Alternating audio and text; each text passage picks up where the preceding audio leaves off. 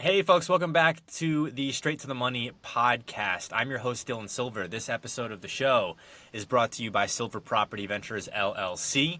If you have a distressed property, if you need real estate coaching, wholesale, so on and so forth, reach out to Silver Property Ventures, LLC. Today on the show, I have Adam Korman, serial entrepreneur in the DFW Metro. I actually met Adam a little bit over a month ago now, maybe 2 months ago now.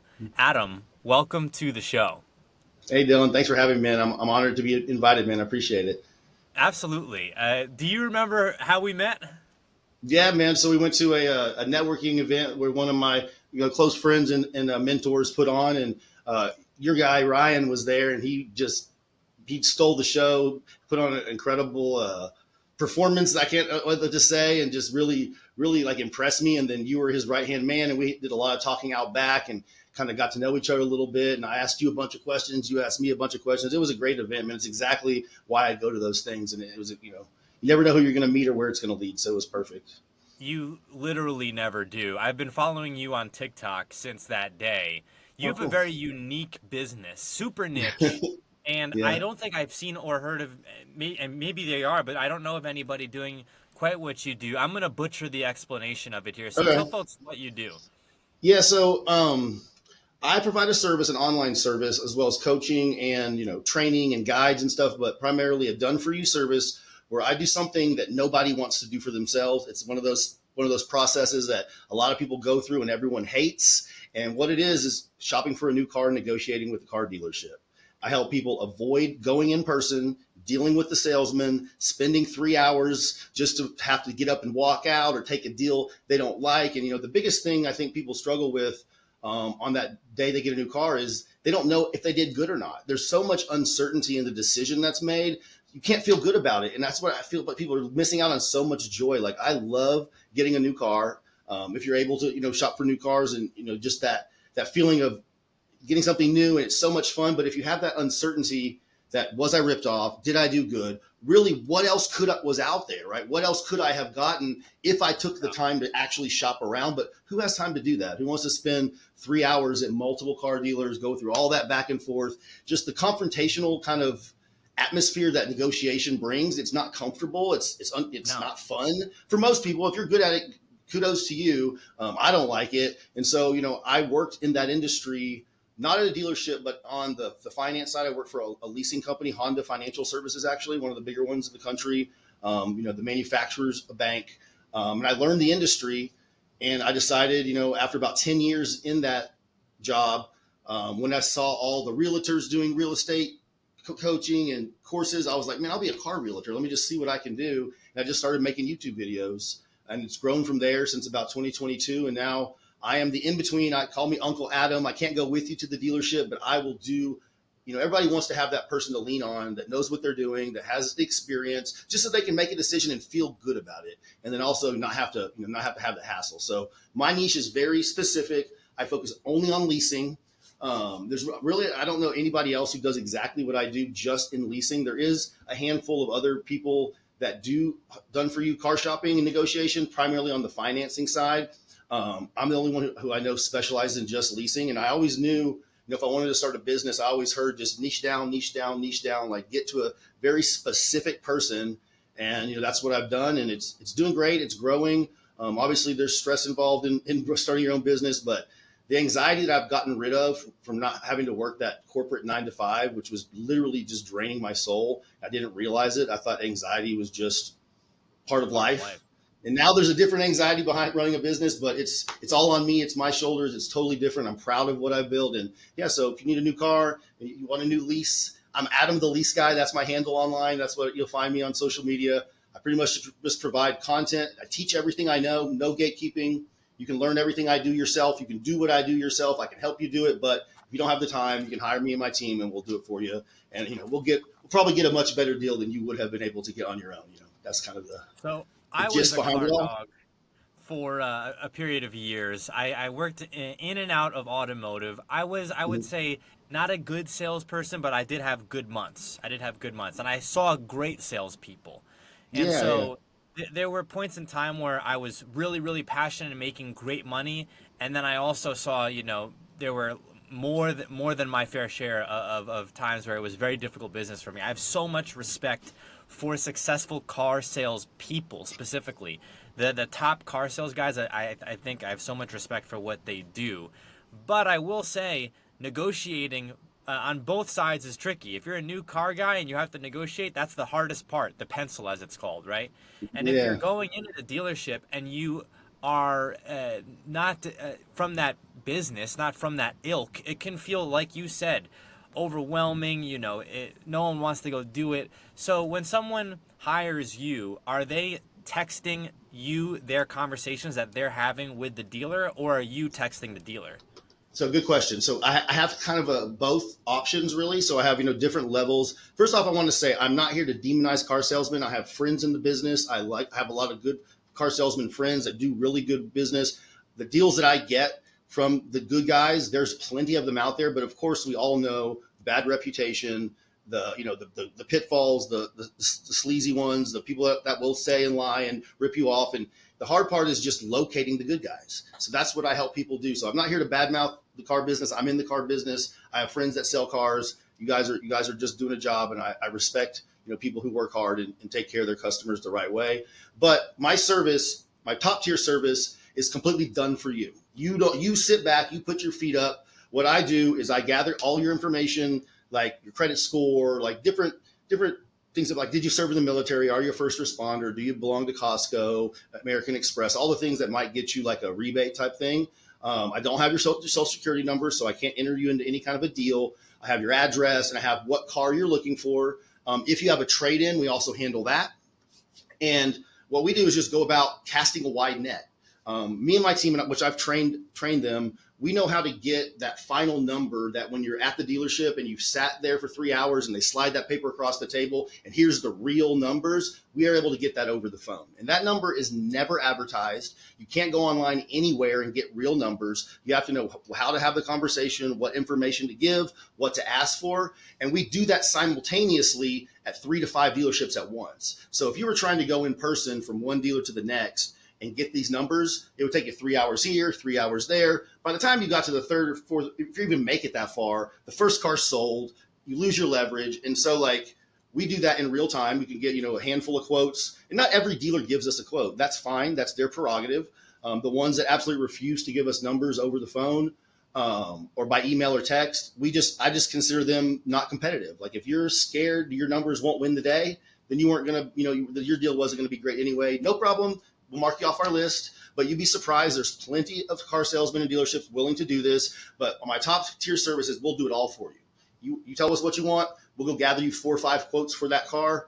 And the real secret in negotiation, I'll tell you this, is not head to head. It's not they offer a number, you counter, they come back, you meet somewhere in the middle. To do that, you have to know what else it's available for. If you have no point of reference, you can't really negotiate that way because you can just make up a number. It means nothing, right? You have to know where else you could get this car for and what another dealer would sell it to you for to actually have the knowledge to have that back and forth. But when you actually have that other number, there's no need for that back and forth. You just shop the quotes to all the other dealers. If you have 5 dealers, you show the best quote to all the other 4. If one of them beats it, and you show that one to the other 4. And if anybody wants the deal, whoever can beat the best quote. And eventually what always happens is the other dealerships will tell us, nope, I can't beat it. You should take it. And when you get to a point where you have a quote that no other dealer is able to beat, we call that the best deal available. And it's up to the client at that point. We never pressure. It's totally up to them. Here's the best deal available in your area within, reasonable driving distance, unless you're willing to pay for shipping, which we also provide shipping when it's necessary. And then they can take that deal and feel good about it. They can feel good that this is the best deal they could have gotten compared to all the other dealers selling this car. But it's also very much possible that best deal available still might not be where they need it to be. And that's okay too. A big part of my process is if it turns out your first choice car doesn't fall in within your budget, at least we looked. I don't want you wondering what I could. It happens a lot with my BMW people. Everybody wants to start with the BMW, and the payments sometimes come back a little higher than what they were hoping for. That's okay. At least we looked. Let's mark it off the list. We'll pick your second choice, and we'll keep shopping for you until you find a deal that fits what you need. And we do a lot of screening. I don't accept everybody. Credit is also very important. Reasonable understanding of like what's possible, and not expecting a car payment in the 300s anymore. That's just not something that exists. People have made deals 10 years ago and they think that's a good deal forever. The market is constantly changing. Lease programs change month to month. Inventory, supply and tariffs and everything else that's going on. So our goal is to find the best deal available for the car you want. If it fits your budget, you take it. If not, you pick another choice and we keep shopping. And is that deal going to be the best deal ever in the history of the car market? Maybe or maybe not. But if it's the best deal available for the car you want, then you can feel good when you make that decision and not second guess yourself, not wonder what else was out there. And then I tell people too, if you have to have the best deal ever, then you have to be flexible on what car you pick. So you can either have you can have a payment that you must have or a car you must have, but it can't necessarily make those two things fit. Oh. Sometimes they do, sometimes they don't. But that's kind of how we do it. And if you have to have a car of a certain payment, you have to just be flexible and change which car you're looking for. Or if you have a car you must have, you just take the best payment we can find for that car. And, the whole point of the service is you don't have to do any of the legwork. You don't have to do any of the interactions. We'll handle it all for you. All you got to do is show up, do the credit application, sign the contract, and leave with the car. So it takes all of that back and forth to the dealership away, and it's just done for you. You don't have to do anything. We have a group chat text with me, the client, and my agent who's doing the shopping that I've trained, and we just have a conversation going constantly. So as we pull in quotes, we show it to them, and we build a picture of the market. We send them links to say, hey, we found this one. What do you think? And so there's a conversation going constantly, but we are doing the entire interaction with the dealership. They don't have to talk to the dealership until they show up to sign the contract and pick up the car. So that's the top tier service that we offer. I can feel the passion coming through the screen, man. If I needed a lease, I would immediately reaching out to you. This podcast, I launched it initially because I really wanted to talk to people in the W-2 space, for all people, but specifically people in the W-2 space, maybe recent college grads who, are like, how am I going to afford a house? I'm getting paid, $40,000, $50,000, and, I feel like this was kind of a wash. Like, I'm working so hard. How do I scale up? I got to do this for 5 years to make maybe $100,000. Like, how am I going to do this? And I realized that there needs to be more voices, more people talking about, hey, you can be an entrepreneur while you're in the W-2. You do not have to quit your W-2. You can do both. And then when your income from that entrepreneurial whatever it is that you're doing, that entrepreneurial venture exceeds or matches your current income, that's when you can leave. Or maybe you can take some type of a reduction in lifestyle. And so instead of saying, hey, I'm going to, live in this super luxe apartment, maybe live in a slightly different area while your business catches up. Adam, I spoke to a guy today on a separate podcast that I'm affiliated with who was borderline living out of the fix and flip that he was doing. So like the home was semi-inhabitable and he was living in his car or in the actual. And I was like, dude, that is another level of hustle. And at that point in time, he also had a deal that he had previously done. So this wasn't his first rodeo. Like he was in it that deep. And I can say in my personal experience, I've said this elsewhere, that when I had done about 20 deals, I had moved up. It was probably about 14, 15 at the time, something like that. I had started toying around with the idea of moving up to DFW from San Antonio. And then last December, I got a handful of contracts between December and February of this year. And my mentor, Ryan, who's in this photo over here, told me, hey, you should go take a look at becoming a realtor. And so they were telling me it's going to be a couple of months to spread this out. And I'm in my head thinking, I can't really just wait a couple of months. Like I need to do this now. I need to figure out how I'm going to do this now. And so I realized that you could actually double book classes at Champion School, meaning you could do all morning into the afternoon and then all evening. So you could technically go, they don't really advise this, nor did I see anybody doing this except for me, but you could go from like 8 in the morning until 10 p.m. at night for 3 weeks. Whoa. And so I live in Denton. This is in Fort Worth. So I was driving about an hour, give or take, with traffic both ways. And so, dude, there were definitely days by the end of that where I was like, man, if something happens to me and I like stroke out, like it's okay. Like this is get rich or die trying territory. Yeah. So by the end of it, I had finally gotten my license, which just miraculously happened to fall on my birthday. I passed on my first try, which I did not think I was going to pass, bro. When I left that exam room, I was like, I failed. And then they handed me the you pass thing, and I was like, I'm leaving. Hell And yeah. that whole experience was crazy. So I left.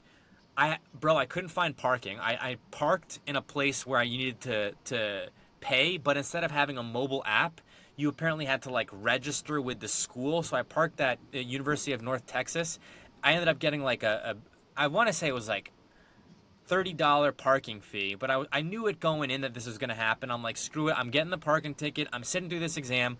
We're going to see what happens. I had pulled an all-nighter the previous night, studied the previous 2 nights, was in school for the previous 3 weeks, passed, thank God, and then just started using every tool in my toolkit since then to just put whatever I'm doing on steroids.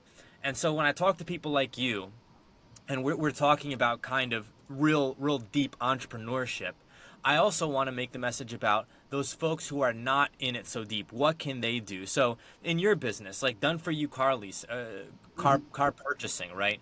I don't know necessarily what the niche would be like for someone who's currently working in the car business.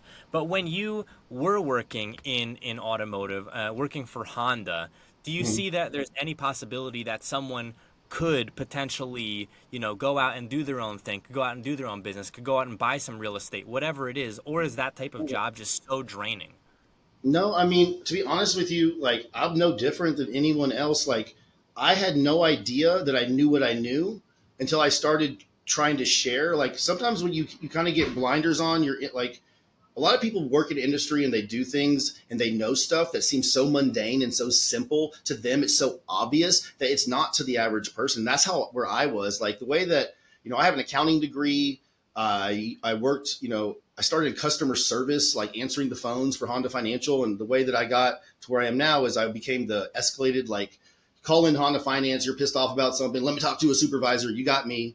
I was one of several people that did that. And I just handled problems. I handled this problem at the dealership, that contract dispute, this misunderstanding. I got really good at explaining and understanding kind of the interaction between the consumer and the dealership and the bank, and every which possible way it could go wrong, and every which possible way people misunderstood the whole industry. And I still didn't really think that it was anything special. And then I just started putting myself around people like you and like JD and like Ryan, and they're doing whatever they're doing in their passion. And I just made me start thinking about to myself, like, what do I know? What could I do to help other people? And I really didn't think it was that valuable. I just started making some pretty mundane YouTube videos, just educating on things I thought were simple, and it got a really good response. And people were like, "Thanks for sharing. This is so awesome. Can you?" They started asking me, like, "Can you do this for me? Can you?" And I wasn't even planning on doing it. And the way that it started out eventually is I was local, and I was like, I guess I'll go to the dealership with some people. And I started that with like some family and friends. And I went in, had some really crazy bad experiences where, like, even with my knowledge, I was getting adrenaline rushes and getting in arguments and had some really crazy Acura dealership got in a fight with like 7 car salesmen screaming and yelling at me. And we got some deals done, but I was like, man, that's just not at all what I want to do. There's got to be a better way. And what I would recommend to everybody is go out, buy courses, go to events, spend Yeah. your money to get the knowledge that other people Yes. have. Like I Yes. literally, the service that I do, I bought someone else's course and I took their Really? course. Yeah. I mean, I knew I felt like I was above average. Like I already know the industry, but I want to figure out what this guy knows and maybe I don't.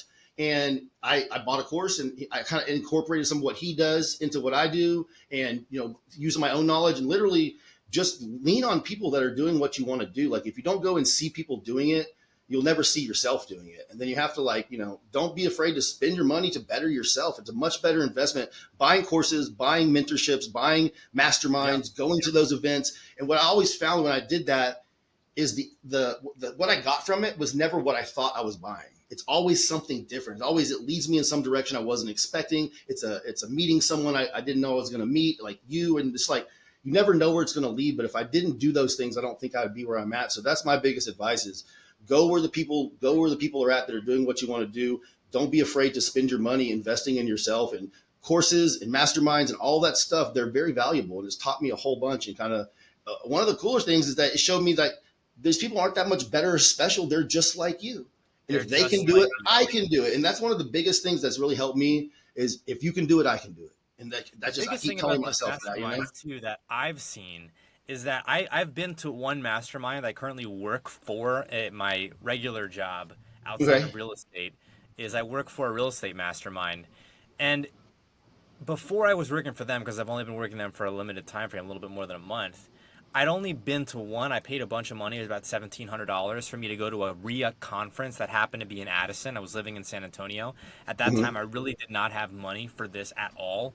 Mm-hmm. But I put up the $1,700, figured out a way to stay over here for a couple of days, and that totally, totally changed my life. There was no way that I would be in real estate at this moment if it was not for that course. I might be passionate about it from afar, but I would not Mm-hmm. be actively in it if it wasn't for that.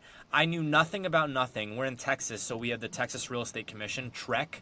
I couldn't tell you anything about a TREC contract. I couldn't tell you what a wholesale deal really was.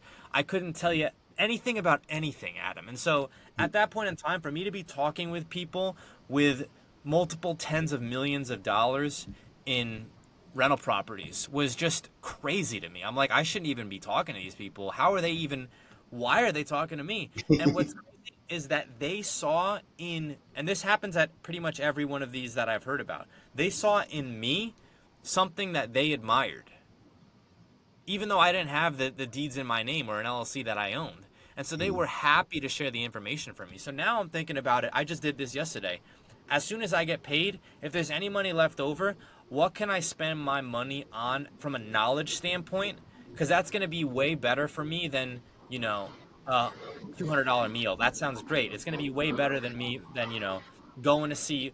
I'm talking about the stage that I'm at of hustling, of Yeah. let Yeah. me try to make Yeah. it, of, going to some concert or event. Those things will come. But right now, for the next like 18 months, I need to lock the fuck in. Totally, Like, 100%. And you surprised how much these people want to share. People yeah. want to share and they want to help and they see themselves in you. And there's not like this stingy, like it's my information and you can't have it. It's literally they open themselves up to you. It's like it's almost shocking. It's like not normal even. And for me, like you just said, like I learned once I started this that all of those things that we do for leisure and enjoyment are just distractions. They're just escapism. Like I don't watch TV. Like I could, it's right there. I haven't turned the TV on in a year because there's always something I'd rather be doing. There's always something I'd rather be working on. Like it's not like I force myself to have to not do that. Like I'm a huge soccer player. I grew up playing soccer. My sport is English Premier League. My team is Manchester United. I used to watch every game religiously. I'd follow the Champions League. I'd wake up early. I'd have no idea what's going on. I haven't watched the game in over a year. I don't care. It's like not that I miss that side of it. It's weird. It just kind of leaves you. And I realize now that a lot of those things I was doing, constant scrolling, watching series after series, it was just a distraction because I didn't like my life. I didn't like my job. I didn't know what to do. And I was just trying to occupy my brain and forget where I was. And now, like, I have no interest in any of that stuff anymore. It's just gone. I call It's it kind of cheap crazy. dopamine. I call Yeah. it cheap dopamine. I actually saw it on an advertisement. I was in Instagram, and there was an advertisement for this. It's like a nootropic, like a brain medication, not Yeah. Yeah. medication, but like a pill. And the phrase was cheap dopamine, and so this was helping you focus. And so I was like, I don't know if I'm going to take that, but I'm going to employ that phrase. So now I'm thinking, Instagram, scrolling through Instagram. Even you probably get this, Adam. Your buddies send you memes, and Mm-hmm. it's like you can see. I was talking to one of my buddies about this. I'm like, dude, you're giving me ADHD. Like, you can have your ADHD, but I'm locking in right now. Like, Mm-hmm. I can't allow myself to do this. It got to a point for me, Adam, where this is actually sad. I'd say this is the tough part about being an entrepreneur. Some people beat their chest, talk about alpha and this and that, but this is sad to me. I had good friends that I wanted to continue to be my friends, right? But when I would talk to them about my business, which I was passionate about, they would always talk down about it. Oh, real estate, like with what money? Oh, this must be one of those things. Like, how can you buy a home with no money? And so this happened for not just a day, a week, but this was months and months and months, to where I realized like they're actually creating a doubt cycle in my head. And I 100%. had, for me personally, other people might be stronger than me. These are my best friends. I literally had to cut them out, not because I didn't like them. I loved these guys, but it was because their own kind of negativity about what I was doing was bleeding into my actual output. It was just causing negativity within me. You've had that exact experience. 100%. Like like you want to be passionate and you want to show, then it almost like makes them, I guess, question themselves or feel bad, and they want to tear it down. They want to question the what ifs. What if this? What if that? What if that won't work? And like I literally like some friends I guess have kind of fallen away, but I have now entrepreneurial friends that I'm with way more that are just supportive. That get like my problem on the other side. I have too many opportunities. I got too many things I want to do. I want to do real estate. I want to do new home construction. I want to do hormone clinics, and I want to do cars, and I want to, like there's so many things that I'm like, whoa, that's almost too much. Too many Yeah. people believing in me on the other side. But yeah, the friends that were like really not supportive, and I don't expect you to like, understand or support me, but don't put those negative doubts in my head. And honestly, that happens with family too. And like, I'm not going to cut Yeah. my family out, but I've had to have conversations with some very close family members. Like, listen, I understand you think you're being supportive by like bringing up what I should be worried about. I already think about all of that. All of that's always going through my mind. I need to focus on what can go right. And when things come up that don't work or don't go right, we'll handle it then. But if we put our focus on that, creating this reality in my brain that I just don't want there. And if you can't not do that, let's just not talk about it. Because believe me, all those doubts you're putting in front of me, I already have them. I already think about them. I can't sleep at night sometimes. Believe me, they're there. But I need to be positive. I need to just that positive Yeah. mindset and aura around you is so important. That I believe in manifestation and all that. We can get into all that stuff too, but like your mindset and what you think about most of the time is what becomes your reality. And literally, how you perceive any circumstance is up to you. It can be good, it can be bad, it can be indifferent. Like we get to decide how we experience life and what reality we create, and the people you put around yourself and the way that they talk to you and put thoughts in your head is direct correlation. So I'm now Correct. blessed that I have really strong entrepreneurs like you and some of my closest friends. Like I grew up with some really, really, high level people that are killing it in home construction and real estate. And like, I just put myself around them, and they actually almost give me too many opportunities, too much positivity, where I've spread myself thin. Like, okay, we got to scale this back a little bit. Like I'm getting a little bit too much out there on what I think I can do in one day, or at one at a time. So it goes both ways, but I'm with you totally. And, I had to have that conversation with my mom because she's a worrywart about worry this, worry that. Like, Mom, I already know. Just please let me, You know what let's happened be with me, positive. Adam, is I had this was such a painful thing for me. Like again, people talk about like, just work harder. Like but what I think when it comes to these relationships, I don't hear anybody talking about this. People talk about like cutting your friends and your family out, like, yeah, just do it. But it was so painful for me. I felt so lonely after doing that. Mm. I didn't have friends. Like you talk about having this entrepreneurial community, that didn't happen for me right away. There was months where I was dead alone. For months where I would be done with work and I would just go out. I would go dancing, and then I realized, and my mentor Ryan was like, "Hey, you're going dancing all the time. Like, you got to stop doing that. You got to focus your attention over here." And I was like, "You're right." But what I had to do with family was different because my parents were the same way. Dad's got 2 degrees, mom has a degree, very, very stable career. My dad worked for one company his whole adult life for more than, I want to say, 35 years, rose through the ranks. My mom was a homemaker. And so I literally, bro, have to not tell them what I do. When they're like, "What are you up to?" I'm like, "Oh, yeah, doing great at my job." And maybe that's a white lie. Maybe I'm doing the wrong thing here, but when I try to tell them about what I'm doing, it to them sounds like total insanity and chaos. And they might even listen to this, but it's so difficult, these relationships, because I've tried to explain to them, hey, this is what I'm passionate about, this is what I'm going to do. But to the people who don't have that kind of wiring, it sounds like you're losing your mind. Like that's what they'll tell me. They'll be like, you sound crazy right now. I mean, what's the worst that could happen? It fails and we go get a job. Yeah. Like, what I mean? It's always going to be there. Like I have the degree. I went to college. I got into debt. I worked the corporate job. I spent 10 years in a cubicle, and like, you know, what really was, I thought that anxiety was just a normal part of being an adult. I thought that being worry about the next day, worrying about every like, and what it really was normal. And what it really was is my soul was screaming at me, "This is Yeah. not where you need to be. This is not where you need to be." And I was just ignoring it. And I was just like, "But this is safe. I got the 401k. I got the insurance. I got this steady job." But that steady job can be ripped right out from under you anytime.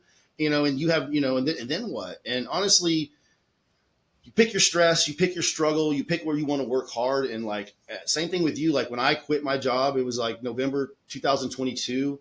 I don't know, call it God, call it the universe, whatever. I got a message beamed into my skull that morning. Like that was like, today's the day. Wasn't planning on it. It just came to me. Like I got one of those daily motivational emails from my like supervisor or somebody above me that they sent out every day. And it was something to the nature of like, you can make a move or you can sit in that chair forever. And I was like, me? What are you talking about? Wow. And I was just like, done. I picked up the phone, called my boss, I quit. Like, what? Really? I was like, this is it. I'll turn my computer in, tomorrow. Like, I think we were working remotely at the time. It was like COVID time. Brought my computer back. I didn't think twice about it. And the anxiety just went away. It was just like freedom. Now, of course, there's now stress. Oh my God, it's all on me. I got to make this work. But at least, you control yourself. And I didn't feel like that constant, just there was my soul was screaming at me probably for 5 years to do this. And I sat and sat and sat. And I just thought I was going to live that way forever. And I finally made a decision. Like I would rather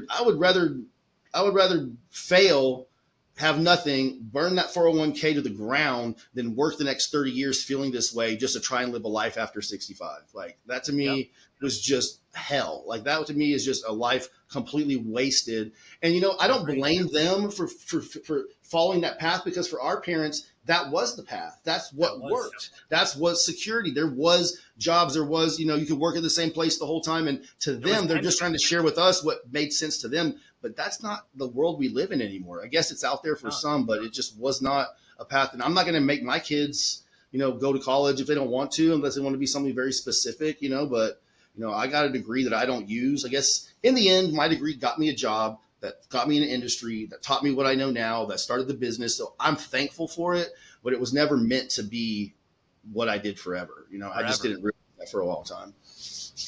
Pivoting a bit here, Adam, when I first met you, you were at this real estate, I believe it was at a title company here in DFW.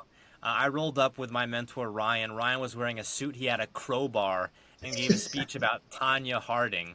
And he said, "Does anyone know who Tanya Harding is?" He's like, we're breaking ankles here or busting kneecaps here today. And, I think it's like a 93 Cadillac that he got for less than $4,000. Like unbelievable, my buddy there. But when I met you, I walk into the room and you stood out. You stood out because, dude, you're visibly jacked. Visibly jacked.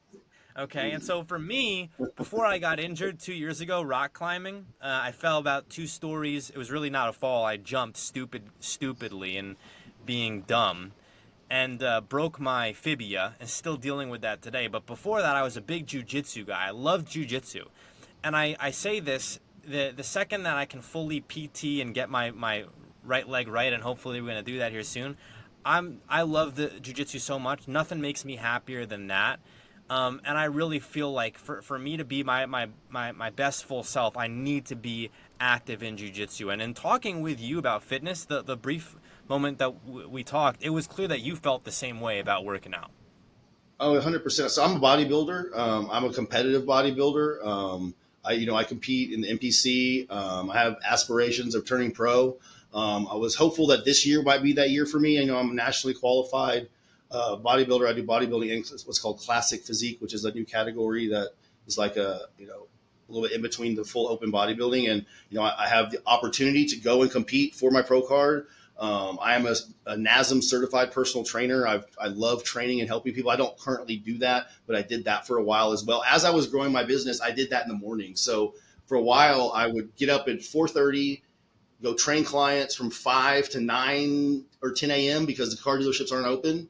So I would train 5 or 10, 8 to 10 clients in the morning, and then I would do my business after. And it got to the point where that was just wearing me out so much. Like, I was needing a nap every afternoon. I was kind of missing some time with my kids. And so I stopped doing that, but I loved it. But yeah, when I feel like I need to exert myself, I need to feel good about myself. I need to like be that confidence that you have. It's not like an ego thing. It's like when you can raise your chin and you can look around a room and you can walk in and chest up and make eye contact, you connect with people and people are drawn to you. And it's like a show of discipline without having to say anything. They can see that you're a disciplined individual because you take care of your body. And that's so important, I think, for people. And it's not just about being like a meathead, which you can call me that. So I wear it with pride, but I'm not an a-hole about it. I'm proud of my body. I've worked really hard at it. I've done it for years. And it's just that day in, day out consistency of doing something you don't want to do right off the bat that like leads into like everything else that you do. And it's not always that simple. I'm not always so motivated, but I'm able to do things that I don't want to do on a consistent basis for a long period of time. And that really is what it takes to be successful in anything. And whether or not I turn pro in bodybuilding, I plan to, I hope to, but it's just like, it gives me that confidence, that drive, that, that show, people that want to do business with me that, I'm somebody that puts in the work, Can we pivot here and talk a little bit about bodybuilding? Sure. Of course. Go ahead. Okay. So I have a couple, I guess, bodybuilding heroes to me. When I was younger, being a smaller built guy and kind of, small waist, small joints. My mom is half Japanese, so you can kind of think about like the bone structure there. Mm-hmm. Frank Zane was like one of my heroes, right? Hell yeah. And so I feel like all the aesthetics that we see, yes, it's a throwback to Arnold and those days, but I feel like the pioneer of aesthetics, the way we know it today, classic physique and so on and so forth, is Frank Zane. I'm wondering who your bodybuilding heroes are. Yeah, so I have a great story. So first of all, yeah, definitely Frank Zane. Frank Zane, I'm not a big, huge guy. Like I'm not a big 240, 50-pound bodybuilder. I'm 5'8". I probably walk around right now at like 195, 200. When I diet down, I'm 175 maybe on stage, 171. I think the last show I won, I beat the bigger guys with the aesthetics, with the conditioning. I'm willing to suffer to get down to that like Skeletor looking, skin falling off my face, lead boots, can't move. But when I feel that way, I know like, okay, this is where I need to be. Everybody else is 3 weeks behind me. The last show I did, I took my clothes off backstage and I just saw the eyeballs just go, oh, fuck. And I was just like, yeah, let's go. And it just filled me with so much confidence. But yeah, I'm more in that kind of category of a Frank Zane. I'm not a big monster guy. I would love to be big. Hats off to the huge ones. But my whole bodybuilding, origin stories. I grew up in Arlington, Texas. Right now, I currently live on Cooper Street in Arlington, 2 miles from the original Metroflex. If you know anything about bodybuilding, that's the home of Ronnie Coleman. And when I was 15, 16 years old, Ronnie Coleman was a police officer in Arlington, Texas. I see him almost every day, pulling people over at the gym, at the Outback Steakhouse. So I was literally next to the best who's ever done it. Hands down. I mean, you argue about Ronnie Coleman is the GOAT. He's the best bodybuilder ever been. And I was next to him. Like I literally got my first gym membership at a place called Powerhouse. It was a Larry North. It turned to Powerhouse. It was a Gold's. But I walk in the first day, first gym I've ever been to, and Ronnie Coleman, Mr. Olympia at the time, is there working out. And to me, it seemed normal. I didn't realize at the time how special that really was. And so I go to the gym 5 times a week. And, Ronnie would train at Metroflex, but there would be a couple of days a week he would come to the Powerhouse gym, and I would just see him all the time. I thought it was just normal. And pretty much me and all of my friends were into bodybuilding. Everyone at the gym was into bodybuilding. I mean, if Mr. Olympia is there all the time, I mean, it just goes without. It's pretty obvious that would happen. I didn't realize it was happening until later in life. And I left and I looked back and I realized, man, that was special. That was not something normal. And to see that man in real life at 320 pounds, ripped, like you couldn't believe it was a human being. Like I could not believe that's a real person. And it almost became normal, which is kind of crazy to say, but it was really special. And that's kind of where my bodybuilding origins come from. And I come from a group of friends who are very high level bodybuilders that, were way ahead of me. I was always the small one and always trying to like fit in and catch up. And now later in life, I've kind of come into my own. But yeah, I was just always in that group of like young, bodybuilders and meatheads and everything else. And I got to be in close quarters with like Ronnie Coleman for years as a teenager. And it was pretty awesome. And I still live right here in the heart of it. Well, let me tell you this story. So I was in Boston, living in Boston, and Christian Guzman had his like summer shredding series. But this was before. I want to say this is before he even had a gym. I want to say he was in school and doing these series. Right now, he's got his big gym in Houston, and I never thought that I'd have an opportunity to move to Texas. Well, when I did end up moving to Texas, I ended up working at San Marcos Dodge eventually. And at this point in time, this was like 21, 20, no, this was like 2020 or 2021. They have Metroflex San Marcos. And I knew about Metroflex because, of course, you have Metroflex here where Mhm. Ronnie went. But I was thinking just to have the opportunity to be associated with that brand, I have to go. And let me tell you, just having the association by arm's length, Froze on me, it bud. felt like this is the coolest thing. Like this could not get any better from a bodybuilding enthusiast standpoint. Yeah, yeah, Metroflex in San Marcos. It was just for me, just being able to be there by association was utterly incredible. And to have that opportunity to be there just through arm's length distance and to be associated with that level of greatness. And then for you to grow up in that, that's like utterly unbelievable. It's awesome, man. I didn't realize it until later, but it's super cool. There's Metroflexes everywhere, all around DFW now, and different places, and there's a bunch of good ones too. I mean, the original one is the most hardcore gym you've ever been to. Like, if you've never been there, it's an experience. It's something else. Just to know that, like, the people who've been through there. I'm not gonna lie, I like air conditioning. I'm sorry, like I like to be, but if you want to go listen to some heavy metal and touch some old, some really good, well used weights and sweat your butt off and just like there's like an energy in there. Like when you go in There there, is. there's like Yes. Brian Dobson, who's the owner, who's one of the coolest guys ever. He's a fantastic guy, great human, and huge for the sport. Like he pretty much discovered and made Ronnie into who he was, or helped to guide him, which like everybody needs that type of mentor. But there's an energy when you go there, like you almost like I'm very big on slow and control. Like let's go, let's feel but you're there, you just can't help yourself. Like there's just something there. Like it comes into you, and like the people who train there all the time. One of my friends who's a competitor who works there, you should watch him train. It's just like they're madmen in there, and like there's something to that extra effort, that extra raw you have inside of you. And I sometimes need to not be so slow and controlled, but when I'm there, I can't help myself. It just kind of like bleeds into me. I completely agree. When I was there, man, the no air conditioning, the old weights, it was just another level of training. We are coming up on time here. I do want to Well, close by asking you about networking in general. So, my perspective, and I talked about it earlier on in the podcast, is that without the fuel of networking, I would not be in real estate today. And if it wasn't for that type of outreach, whether it's paying to get into rooms or whether it's going to meetups, that was really everything for me. And if I have any skill, if there's any one thing that I'm decent at, it's that I'm fanatically networking. I'm meeting people every single day.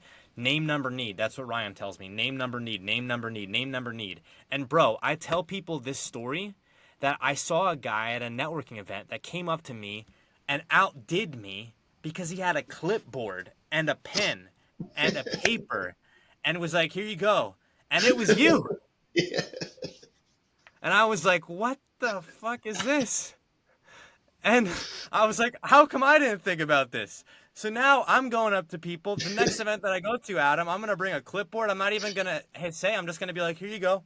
Yep, right there. Yep. I just passed it. I figured they would assume it's from the organizer or something to do with the event. So I'm just like make my little columns, name, number, email address, person. Hey, will you just pass it to the next person? By the time it gets 5 people away, they don't know where it came from. Like, oh, okay. And then literally every single person in the room fills it out. And at the end of the day, I just go find it and I'm like, oh, thanks you. And then bring it home and fill in my little spreadsheet, add it to my email list and go from there. But that's really cool, man. I appreciate you noticing that. I hadn't even really given it much thought that it was something to be, admired or duplicated, but it works pretty good. What I would say about networking, if you're in a place where everyone around you is not living a life that you want to live, go and look for somebody who is. And that for me was JD De La Fuente, the host of that. Luckily, he's like very connected with my wife's family. They're pretty much cousins. They call each other cousin. He calls me primo now. Like we're very close. And I saw him living a life, taking risks and following his passion. And there was like some energy in him that excited me. I didn't know what it was, but I've learned now that little excitement inside of you is, whether you want to talk about your higher self, God, whatever, it's something talking to you that's telling you to follow it. And so anytime I get that little bit of excitement, I follow it. It doesn't matter what it is. Like someone told me one time, you should be a trainer, and it excited me. So I went and became a trainer, and I freaking loved it. It got me back into bodybuilding. And like when I followed JD, he kind of got me into these rooms, and my industry is not his industry. Your industry is not my industry. They didn't teach me how to do my actual business, but it got me in the right place and the right mindset to think that I could do it.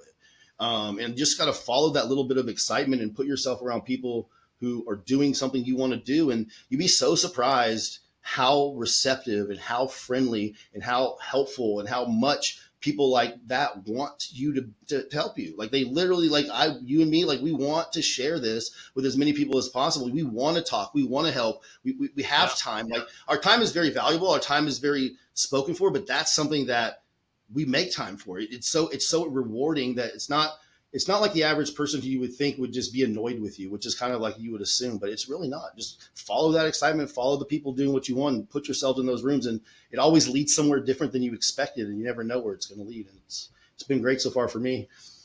And Adam, you too, and I appreciate it. We are coming up on time here. Where can folks go to get a hold of you? All right. So just to kind of touch on what we talked about earlier, like I said, my top tier service, I'll do it for you. I can coach you on how to do it yourself. I have a template, a guide, an online training course that you can watch some videos and learn how to do it. You can watch all my content completely free. I don't gatekeep anything. You can learn everything I do for free. Never pay me a dime. I get plenty of comments. Adam, I got this new car. Thanks so much to your content. I'm on all social media platforms, primarily TikTok. Just search The Lease Guy. And I'm on YouTube. I'm on Instagram. Those are primarily where I'm at. Facebook as well. All of them have a link to my link tree.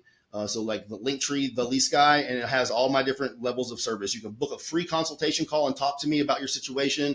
You can pay me for my time and give you advice. I can coach you on what to do. You can buy my course. You can buy my template. I even have an online community that you can join for a small monthly subscription. I have so many different ways. I'm trying everything to help as many people as possible, but just The Lease Guy, Google it. You'll see it all pop up.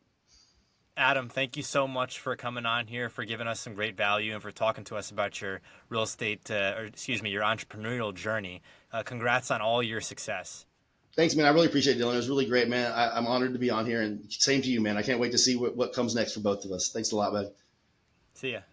All right, bye.